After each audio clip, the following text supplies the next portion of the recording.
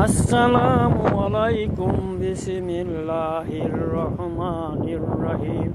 আল্লাহ কোরআনে বলেন, অনুমতি ছাড়া কোনো কিছু গ্রহণীয় হবে না।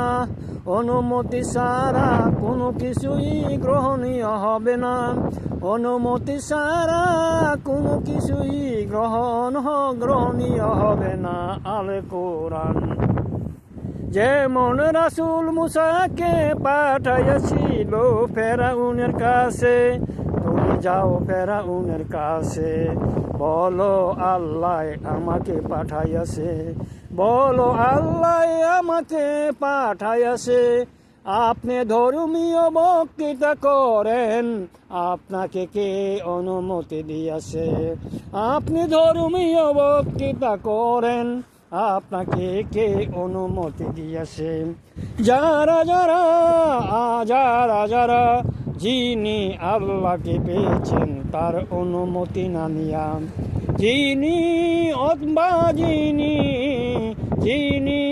ধর্মীয় প্রতিষ্ঠাতাকে পাইয়াছেন তার অনুমতি ছাড়া, অথবা যিনি রাসূলকে পাইয়াছেন তার অনুমতি ছাড়া, কিংবা আল্লাহর মনোনীত পবিত্র মহাপুরুষগণের অনুমতি ছাড়া, আর যিনি আল্লাহকে পাইয়াছেন তার অনুমতি ছাড়া যারা যারা ধর্মীয় বক্তৃতা করবেন তাদেরকে জাহান্নামের চেলা বানাইয়া, ওই চেলাতে আগুন জ্বালাইয়া ওই আগুন দিয়া জাহান্নাম উদ্বোধন করা হবে।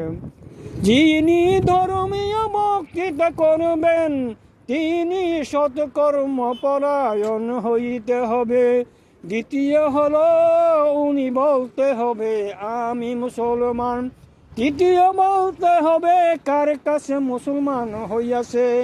তৃতীয় বলতে হবে কার কাছে মুসলমান হওয়ার সনদ আছে ওনার কাছে, কার কাছ থেকে মুসলমান হওয়া হইয়াছে তার সনদ আছে। যেমন হাওয়ারিগণ বলেছিল, ঈসা তোমার কাছ থেকে আল্লাহর নূর নিয়া আমরা মুসলমান হওয়ার জন্য নামে লিখাইছি। তুমি কিন্তু হাসরের মাঠে সাক্ষী দিবা আমরা মুসলমান, আমরা মুসলমান। আপনি কার কাছে মুসলমান হইয়াছেন তার নাম বলতে হবে, নতুবা আপনি ওয়াজ করিলে আপনাকে জাহান্নামের চেলা বানাইয়া ওই চেলাতে আগুন জ্বালাইয়া ওই আগুন দিয়া জাহান্নাম উদ্বোধন করা হবে। যারা যারা আসমানি কিতাবের আয়াত বিকৃতি করে, ভুল শিক্ষা দেয়, কোরআনের আয়াত গোপন করে, তাদেরকে জাহান্নামের চেলা বানাইয়া ওই চেলাতে আগুন জ্বালাইয়া সেই আগুন দিয়া জাহান্নাম অনুমোদন করা হবে। যারা যারা মসজিদে মাদ্রাসা ঈদগার ময়দানে আর ধর্মীয় ওয়াজে ধর্মীয় বক্তৃতা করে, ধর্মীয় বক্তৃতায় রাজনৈতিক দুনিয়ার আলাপ করে, রাজনৈতিক বা দুনিয়ার আলাপ করে, তাদেরকে দিয়া জাহান্নামের চেলা বানানো হবে, তাদেরকে চেলা বানানো হবে। আল্লাহ কিন্তু বলেছে খাইয়া পেটকে ঠান্ডা করিয়া, আল্লাহ কিন্তু কোরআনে বলিয়াছে পেটকে ঠান্ডা করিয়া মসজিদে যাবে, পেটকে ঠান্ডা করিয়া মসজিদে যাবে। যারা যারা ধর্মীয় বক্তৃতায়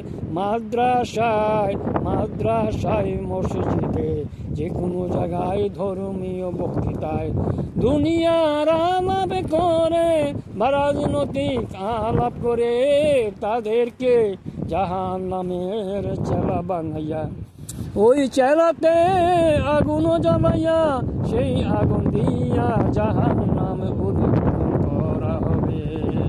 আল্লাহ কোরআনে সূরা নামের বলে, খাইয়া পেটকে ঠান্ডা করিয়া মসজিদে যাবে, খাইয়া পেটকে ঠান্ডা করিয়া মসজিদে যাবে, পেটকে খাইয়া ঠান্ডা করিয়া মসজিদে যাবে। রোজার সময় ইফতারি ভালো রকে করিয়া আরামে আস্তে আস্তে মসজিদে যাবে। আল্লাহ বলেন, মধ্যবর্তী সময়ের নামাজ হলো উত্তম, মধ্যবর্তী সময়ের নামাজ হলো উত্তম, মধ্যবর্তী নামাজের সময় হলো উত্তম। হাফেজ সুন্দরতম আল্লাহ, হাফেজ সুন্দরতম আল্লাহ, হাফেজ সুন্দরতম আল্লাহ, হাফেজ সুন্দরতম আল্লাহ, হাফেজ সুন্দরতম।